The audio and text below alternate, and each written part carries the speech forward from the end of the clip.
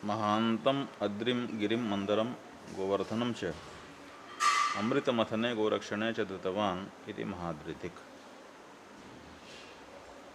भगवान ने पर्वतों को भी धारण किया है। पर्वत जो है वो पृथ्वी को धारण करते हैं और भगवान ने पर्वतों को भी धारण किया है, इसलिए धारकों के भी धारक हैं।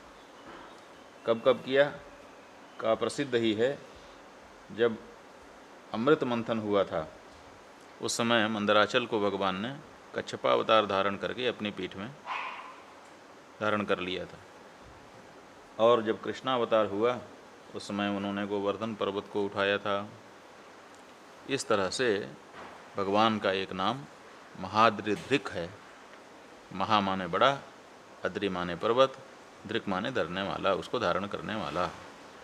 पर्वत तो बड़े पर्वतों को भी धारण करने वाले ये हैं भगवान। अब आगे महेश्वासो महीभर्ता श्रीनिवासः सतां गतिः अनिरुद्धः सुरानंदो गोविंदो गोविदाम पतिः। भगवान का जो अगला नाम है वो है महेश्वास। महानिश्वास इसुक्षेपो यस्य स महेश्वासः। महान ईश्वास, जिसका ईश्वास महान हो। तो ईश्वास क्या है? ईश्वास के बारे में बताया कि ईश्वास वही है ईसून अस्यति अथवा ईशवः अस्यन्ते अनेन इति ईश्वासः। माने ईशु, ईशु मूर्धन्य श है। ईशु का आसन माने स्थान, जहाँ पर बाण रहे, बाण का आसन, उसी का नाम है ईश्वास। इष्यते हिंसते अनेन इति ईश। जो बाण है, बाण को कहते हैं इष्यते हिंसते अनेन इति ईश। जिससे हिंसा की जाए उसी का नाम है ईश। उसी से उ प्रत्यय करके ईशु शब्द बनता है, जिसका नाम है बाण। गीता में आपने सुना ही है ईश्वास के बारे में। अत्र सूरा महेश्वासा मेमार्जुन समायधि यो युधानो विराटश्च द्रुपदस्य महारथः। अत्र शूरा महेश्वासा। यहाँ पर जो शूर आए हुए हैं वो महेश्वास हैं, बड़े बड़े धनुष लेकर के आए हुए हैं। और काश्यश्च परमेश्वासः। और काश्य जो है, काशी का राजा, वो तो परमेश्वास है, उसका तो धनुष बहुत ही बड़ा है। और ईशु के बारे में भी गीता जी में बताया है, ईशु प्रतियोत्सामी कथम भीष्ममहं संख्ये द्रोणंच मधुसूदन ईशुभिः प्रतियोत्स्यामि पूजार्हौ अरिसूदन। ये भगवान, ये तो पूजार्ह हैं, जो हमारे आदर के पात्र हैं, हमारी पूजा के पात्र हैं, उनको हम ईशुभिः प्रतियोत्स्यामि, उनको बाण कैसे हम मारेंगे। तो ईशु माने बाण, इष्यते हिंसते अनेन इति ईश को प्रत्यय करके बना दिया ईशु। और वही ईशु बैठते हैं, जिस पर बैठ करके कारगर होते हैं, जिस पर, उसी का नाम है ईश्वास। ईशु माने बाण रहे जहाँ, उसी का नाम है ईश्वास। तो भगवान है महेश्वास। इनका जो ईश्वास है माने धनुष है, वो भान है।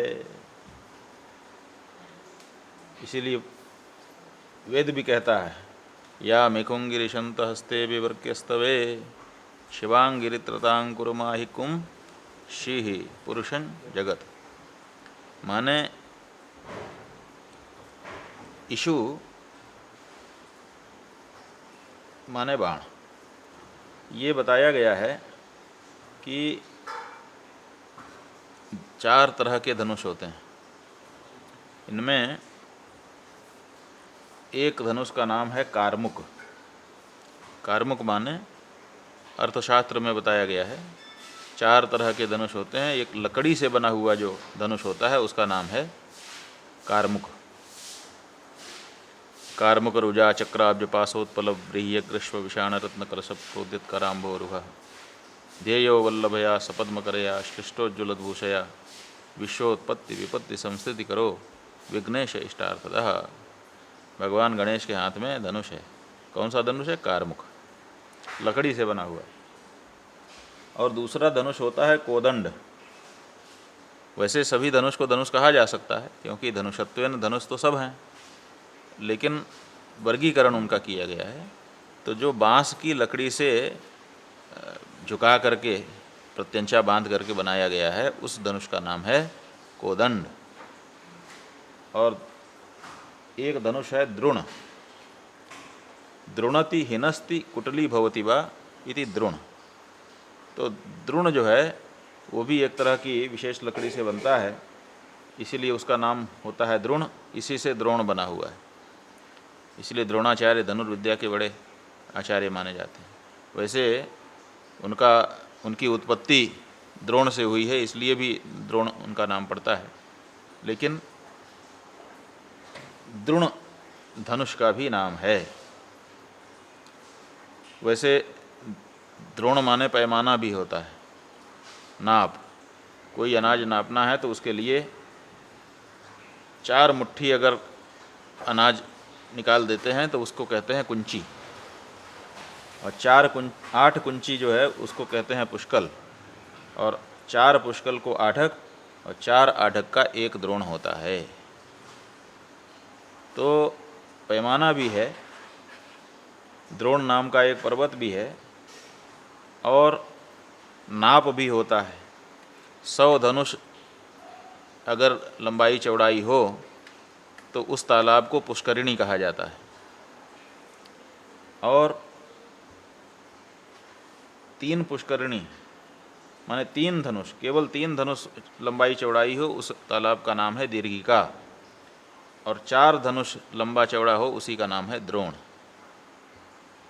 तो द्रोण एक तरह से एक तालाब भी है,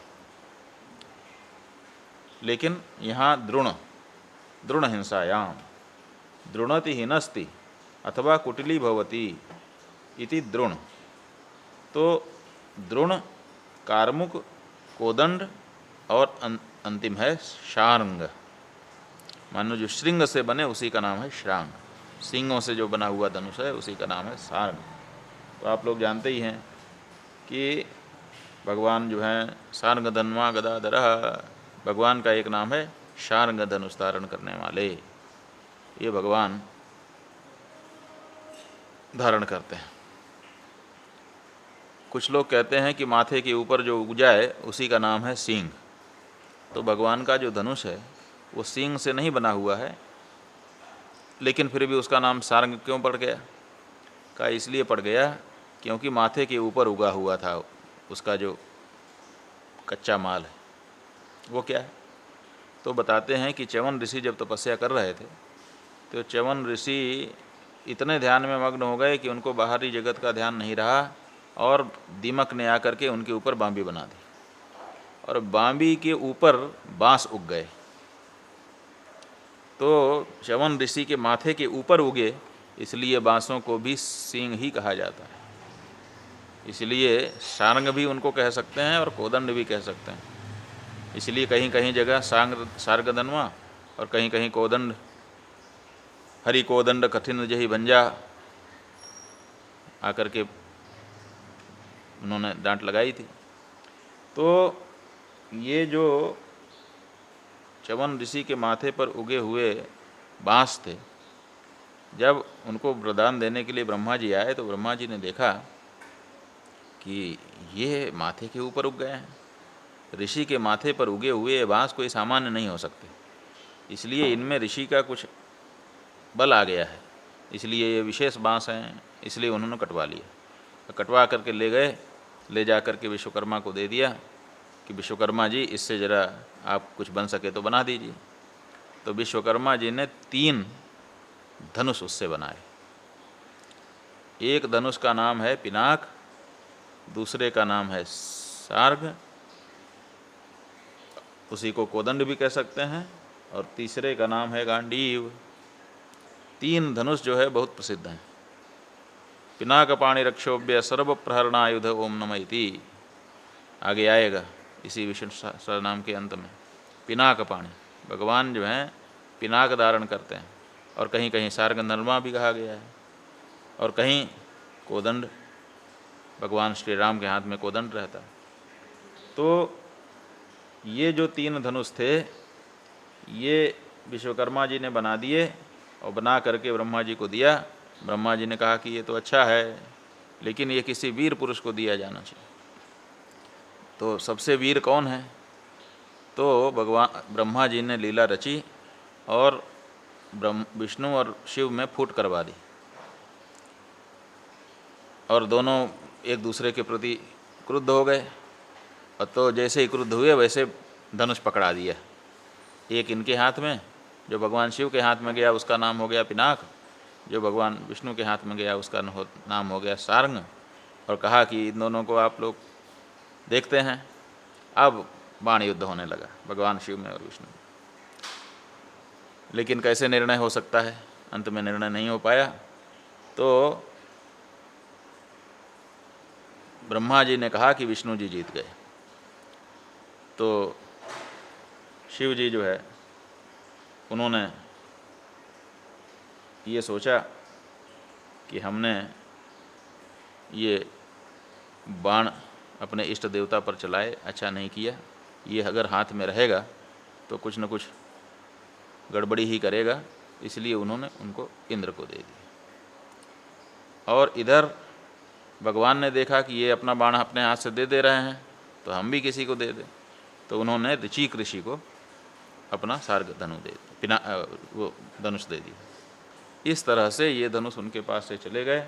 और बाद में आप जानते ही कि सार्ग धनु जो है वो भगवान विष्णु के माध्यम से भृगु के पुत्र ऋचिक को मिल गया, और वही धनु बाद में जो ऋचिक के पुत्र जमदग्नि और रेणुका के पुत्र भगवान जामदग्नि राम हैं, जिनके बारे में भी आचार्य जी ने चर्चा की, जिनको परशुराम के नाम से भी जाना जाता है, उनको वो परंपरा से धनुष मिल गया।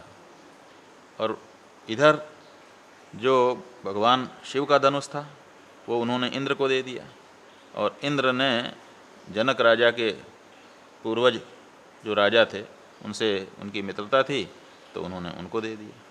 वो जनकपुरी ले आए और वहीं पर रख करके उसकी आराधना पूजा करने लगे। और वही धनुष जनक जी के यहाँ परंपरा से प्राप्त था, उसको उठाना भी मुश्किल था, चलाना तो दूर की बात। तो उसको सीता जी ने एक दिन जब साफ सफाई हो रही थी तो उठा करके दूसरी जगह रख दिया।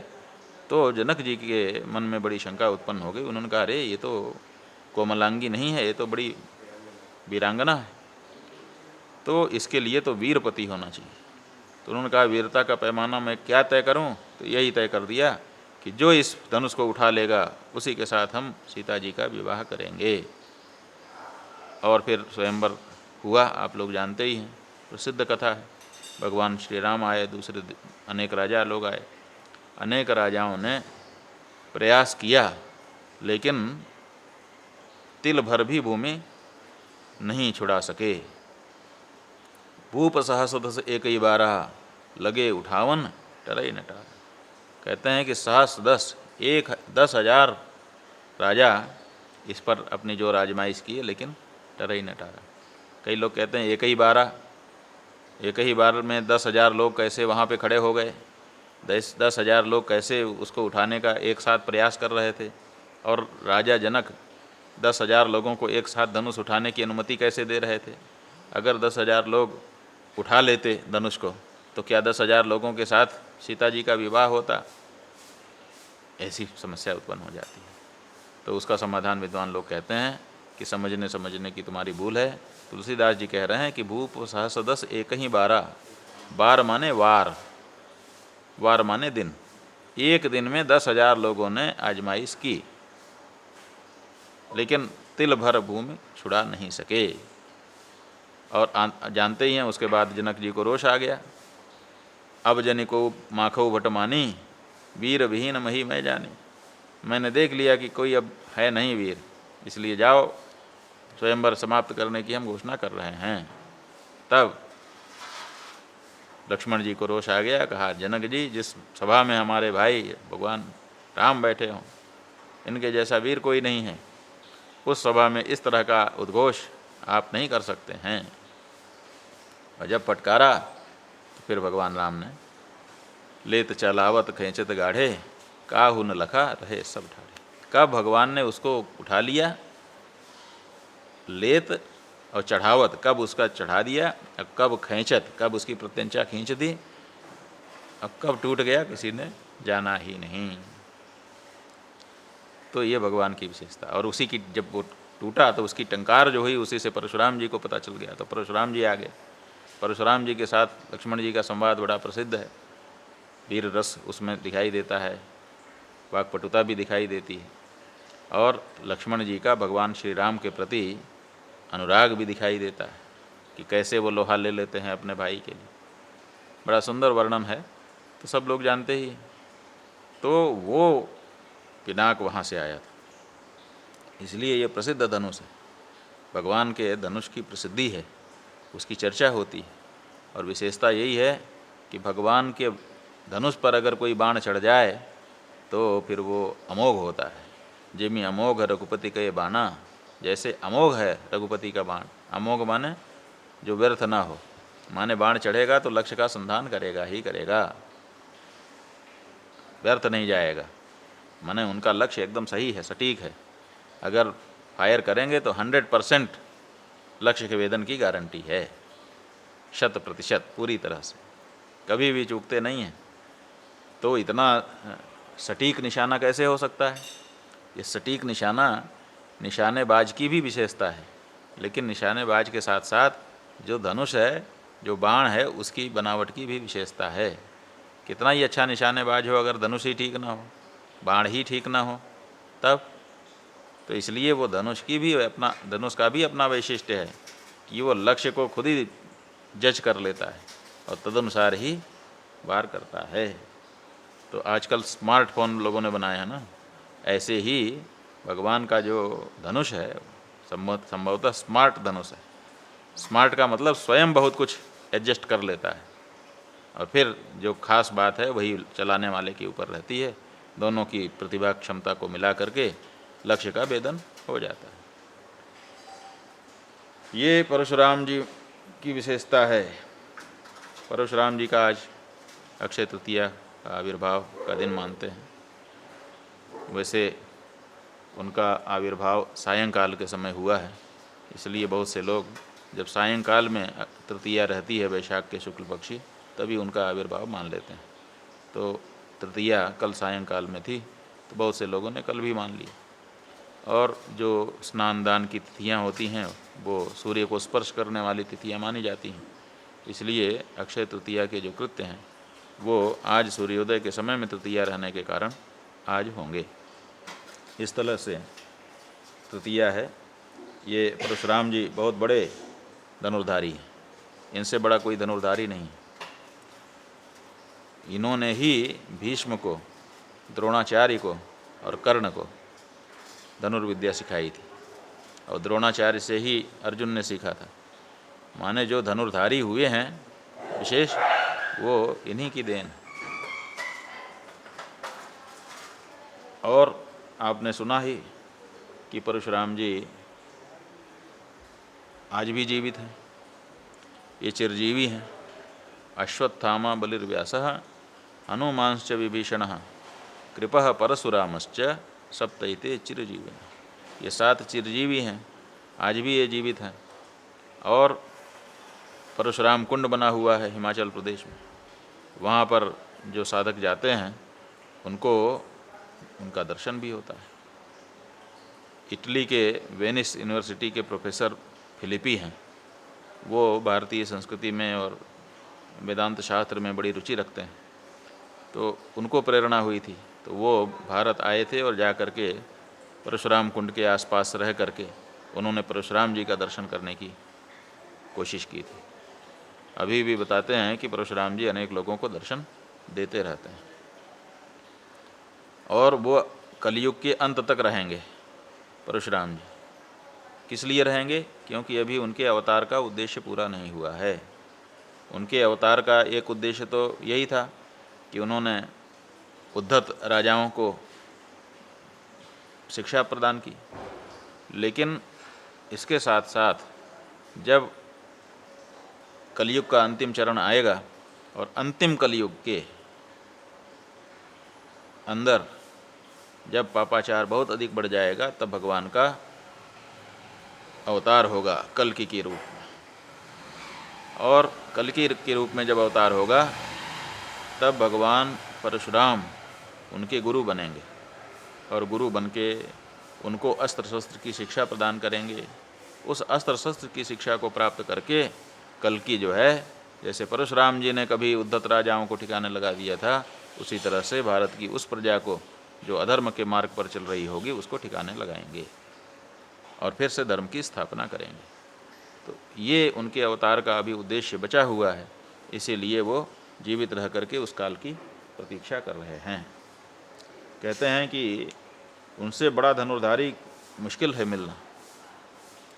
उन्होंने समुद्र को बाण मार दिया था और समुद्र को बाण मारने का परिणाम ये हुआ कि समुद्र जो है बहुत पीछे हट गया। जो केरल, गोवा, पणजी ये जो राज्य हैं, ये राज्य के लिए जगह नहीं थी, वहाँ पर समुद्र पानी भरा हुआ था। परशुराम जी के बाण से समुद्र पीछे हुआ तो इतनी जगह खाली हुई, उसी जगह पर उन्होंने राज्य बसा दिया। इसीलिए केरल में, गोवा में, पणजी में और उधर के तटीय इलाके में परशुराम जी की बड़ी पूजा होती है और परशुराम जी के द्वारा चलाए गए शस्त्र विद्याओं का अभी भी प्रशिक्षण होता है। तरह तरह की विद्याएं हैं जो भगवान परशुराम से मिली हुई हैं। वहाँ के लोग अभी भी परशुराम को साक्षात देखते भी हैं, मानते भी हैं और उनकी शिक्षाओं के अनुसार चलते हैं। तो भगवान परशुराम का बड़ा महादियश है। हम लोगों ने महेश्वास से माने महान धनु से जोड़ करके उनके भी चरित्रों का स्पर्श थोड़ा सा कर लिया, क्योंकि आज तृतीया तिथि है। तो कहने का मतलब यह है कि भगवान का जो धनुष है कोई सामान्य धनुष नहीं है। भगवान का धनुष महान धनुष है और इतना महान धनुष है कि आप कल्पना नहीं कर सकते। भगवान का धनुष कभी खाली नहीं बाण छोड़ता, सदा ही वो कारगर रहता है। इसीलिए भगवान के धनुष को महेश्वास कहते हैं। अगला नाम है भगवान का महीभर्ता। बभार इति महीभर्ता, जिसने धारण किया उसी का नाम महीभर्ता है। कब धारण किया मही को? मही माने धरती, भर्ता माने उसको धारण करने वाला, उसका पोषण करने वाला। कब धारण किया? का एकार्णवा प्लुताम देवीम महीम च बभार। जब ये पृथ्वी प्रलय काल में जल में डूब गई थी, उसी समय भगवान ने इसको धारण किया। बारह रूप धारण करके पाताल लोक तक गए, वहाँ से धरती को अपने दांतों के ऊपर, डाढ़ के ऊपर उठा करके और ऊपर ले करके आकर के उसकी प्रतिष्ठा कर दी। इसलिए उनका एक नाम महीभर्ता है। और भगवान का एक नाम श्रीनिवास भी है। श्रीनिवास क्यों नाम है? क्योंकि उनके वक्षस्थल में अनंत श्री रहती है, कभी समाप्त ही नहीं होती। श्रीवत्स लक्ष्म पहले चर्चा आ चुकी है, वही उसी को कहते हैं कि श्रीनिवास। यस्य वक्षसि अन्नपायिनी श्री वसति स श्रीनिवासः। जिसके वक्षस्थल में सदा विद्यमान रहने वाली श्री विराजमान रहती है, उसी का नाम श्रीनिवास है। भगवान का एक नाम सताम गति ही है। सताम माने संत जन। तो कौन संत है? जो वेद विहित आचरण करता है उसी को संत कहते हैं। वेद विरुद्ध आचरण करने वाला संत नहीं कहा जा सकता, क्योंकि सन्मार्ग का जो प्रशिक्षण है, शिक्षण है, वो वेदों के माध्यम से हमको मिलता है। वेदों के बताए गए मार्ग पर जो चलता है वही संत कहलाने का अधिकारी है। सताम वैदिका नाम साधु नाम पुरुषार्थ साधन हेतु सताम गति। जो वैदिक धर्मावलंबी सत्पुरुष हैं उनको धर्म अर्थ काम मोक्ष ये चार जो पुरुषार्थ हैं, इन पुरुषार्थों को प्रदान करने वाले भगवान को सताम गति ही कहा जाता है। माने सज्जनों की यही गति है। सज्जन कहाँ जाना चाहते हैं? वहीं विष्णु तक, परमात्मा तक पहुँचना चाहते हैं। परमात्मा को प्राप्त करना ही सज्जनों का सर्वोत्तम लक्ष्य है। इससे बढ़ करके किसी सनातनी का कोई लक्ष्य नहीं। सनातन धर्मी जहाँ भी होगा यही चार पुरुषार्थ की कामना करता है, धर्म अर्थ काम और फिर अंत में मोक्ष। मोक्ष का मतलब है परमात्मा की प्राप्ति, आत्म साक्षात्कार, अपने इष्ट के अंदर विलीन हो जाना। माने जितने भी सनातन धर्मी हैं उनका लक्ष्य किसी न किसी रूप में यही रहता है। जो मोक्ष नहीं चाहते हैं वो भी इसलिए मोक्ष नहीं चाहते हैं कि हम मोक्ष नहीं चाहते हम ताकि भगवान की सेवा कर सकें, भक्ति कर सकें। तो भगवान में ही उनको भी जाना है।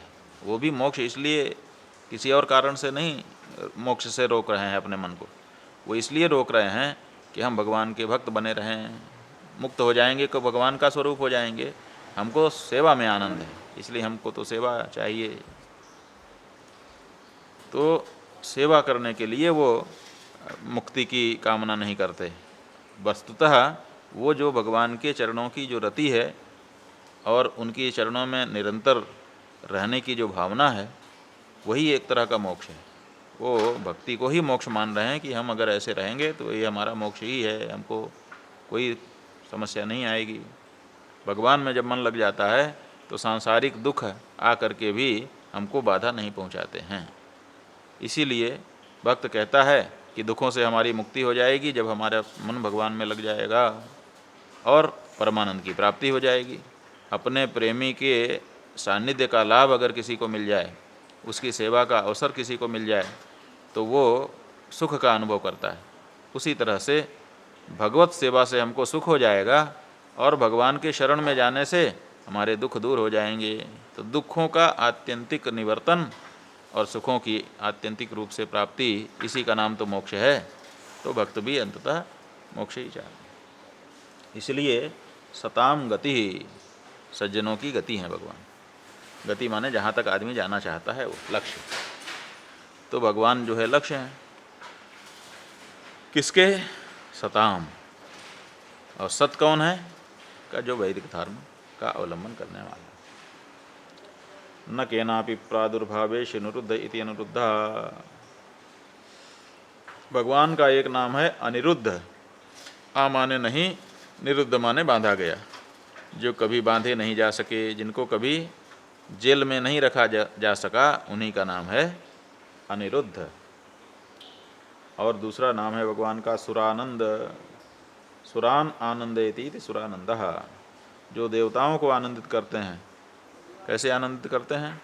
देवताओं के ऊपर जब विपत्ति आती है तो उस विपत्ति का अपनोदन करके, विपत्ति को हटा करके उनको आनंदित कर देते हैं। इसीलिए उनका नाम सुरानंद है। और भगवान का एक नाम गोविंद है, बड़ा प्रचलित नाम है। तो गोविंद नाम क्यों पड़ गया? नष्टाम वै धरणीम पूर्वम अविंदद यद गुहा गताम गोविंद इति तेनाहम देवैर्वाग्भिरभिष्टुतः। जब पूर्व काल में ये नष्ट हुई धरती पाताल तक पहुंच गई थी,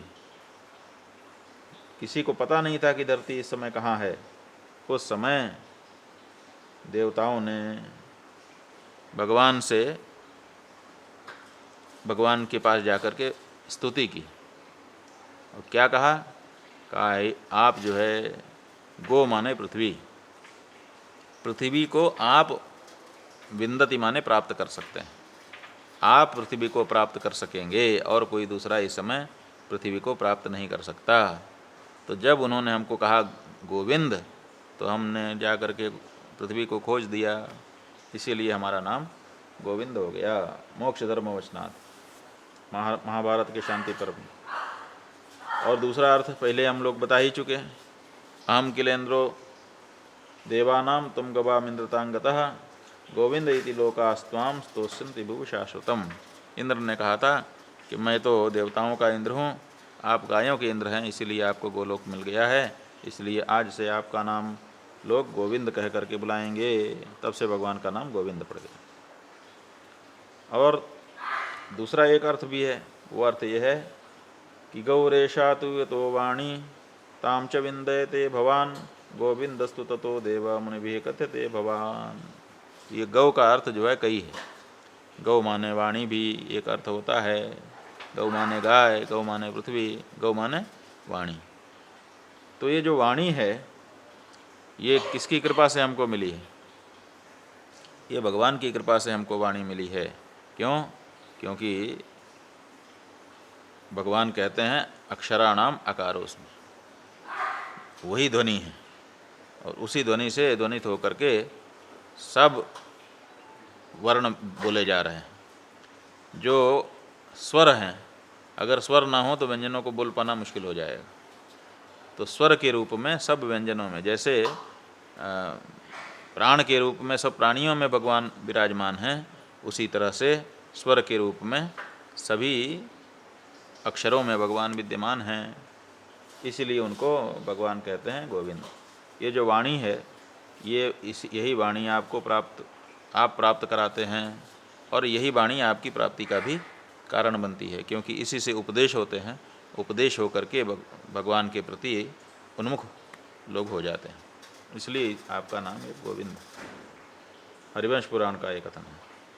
और दूसरी जगह और ये भगवान के नाम के गोविंद नाम के तीन अर्थ। एक नाम भगवान का है गोविदाम पति ही।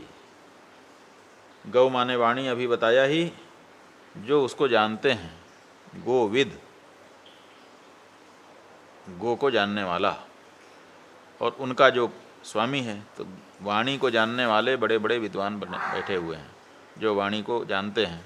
उन विद्वानों का जो स्वामी है उसी का नाम है गोविदाम पति ही। और तेषाम पतिर्विशेषेण इति गोविदाम पति ही। जो वाणी है वो वाणी के भगवान स्वामी हैं, इसीलिए उनका नाम गोविंद गोविदाम पति भी होता है। भगवान का एक नाम है मरीचि। मरीचि माने किरणें, मरीचिमान, अंशुमाली, ये भगवान सूर्य के नाम इसीलिए बनते हैं। अंशु माने भी किरण होता है, अंशुमाली अंशु की माला लेकर के जो आया हो, मरीचिमान जिसकी किरणें हों, तो भगवान का एक नाम है मरीचि ही। तेजस्वी नाम अपि तेजस्त्वात् मरीचि ही। तेजस्वियों में भी भगवान परम तेजस्वी हैं, इसीलिए उनको मरीचि भी कहा जाता है। भगवान ने स्वयं गीता में कहा है तेजस तेजस्वी नाम हम, तेजस्वियों में मैं तेज हूँ। भगवान का एक नाम दमन है। दमन माने स्वाधिकारात् प्रमाद्यति ही प्रजा दमयितुम शीलम अस्य वैवस्वतादि रूपेण इति दमनः। जो प्रजा है उस प्रजा के द्वारा प्रमाद किया जाता है, और प्रमाद करने से क्या होता है कि प्रजा अपने अधिकारों को छोड़ देती है। उस समय वैवस्वतादि रूपेण, वैवस्वत कहते हैं यम को। विवस्वान के पुत्र होने के नाते, विवस्वान सूर्य हैं, उनका पुत्र होने के कारण यमराज का एक नाम वैवस्वत है। तो जो प्रमाद करने वाली प्रजा है उसको क्या करते हैं? यमराज जो है उसका दमन करते हैं। इसीलिए भगवान का नाम दमन हो गया, क्योंकि जो आलसी लोग हैं, प्रमादी लोग हैं, लापरवाह हैं, अपने कर्तव्यों का निर्वहन नहीं करते, अपने अधिकारों का भी उपभोग नहीं करते, ऐसे लोगों को भगवान वैवस्वत रूप धारण करके, यम का रूप धारण करके उनका दमन करते हैं, उनको शिक्षा करते हैं। इसीलिए भगवान का एक नाम दमन है। माने अधिकार को छोड़ देना भी दोषी है। आपके जो अधिकार हैं उन अधिकारों को आपको छोड़ना नहीं चाहिए। अगर छोड़ देते हैं तो ये प्रमाद की श्रेणी में आता है। इसलिए अपने अधिकारों का उपभोग प्रत्येक व्यक्ति को सजगता से करते रहना चाहिए। और भगवान का एक नाम है हंसः। अहम स इति तादात्म्य भाविनः संसार भयम हंतीति हंसः। अहम सह, मैं वो हूँ, ऐसा जो तादात्म्य भाव है, ऐसा तादात्म्य भाव जो करता है उसका संसार भय नष्ट कर देते हैं। इसीलिए भगवान का एक नाम हंस भी पड़ गया। प्रचोदरादित्वात् शब्द साधुत्वम, प्रचोदरादि गण पठित होने के नाते ये ठीक है। अहंसः के स्थान में हंसः प्रयोग सिद्ध होता है। हंति गच्छति सर्वशरीरेष्विति वा हंसः, अथवा हंति माने गच्छति, सभी शरीरों में यही जाता है, इसीलिए इसका नाम हंस है। हंसः शुचिसत् वसुरंतरिक्ष, ये उपनिषद कहता है। इससे भी प्रमाणित होता है कि भगवान का एक नाम हंस है।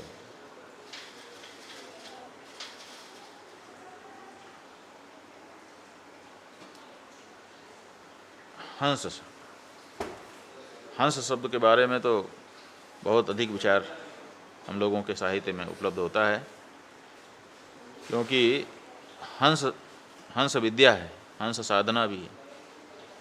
हंस विद्या क्या कहती है कि ज्ञान आपको उपलब्ध है, गुरु जो है आपको ज्ञान नहीं देता, ये सिद्धांत है। तो क्या करता है फिर गुरु? अगर ज्ञान देता ही नहीं है तो फिर गुरु की ज़रूरत क्या है? ये प्रश्न आपके मन में उठ जाएगा। तो कहते हैं कि गुरु जो है आपके हृदय में जो ज्ञान है उसी को उद्बुद्ध करता है। गुरु ज्ञान नहीं दे सकता। आपके हृदय में अगर ज्ञान है, ज्ञान का लेश भी है, उसी ज्ञान को धीरे धीरे धीरे धीरे करके बढ़ा देता है। तो उद्दीपक है, गुरु जो है उद्दीपक है।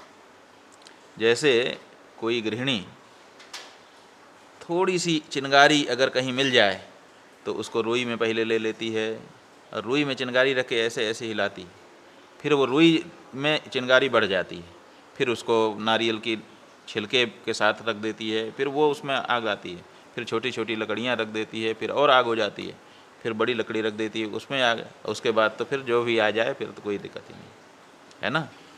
तो आप लोगों ने देखा होगा कि महिलाएं, माताएं अपनी जब भोजन बनाने लगती हैं तो ये तो गैस का सिस्टम आ गया तो इसमें तो ये चीज़ नहीं है, लेकिन चूल्हे के बगल में ही एक फुकनी रखी रहती है, इतनी बड़ी पाइप, उस पाइप के माध्यम से फूंक फूंक करके अंदर जो थोड़ी सी आग है उसको माताएं प्रज्वलित कर लेती हैं और उससे भोजन बन जाता है।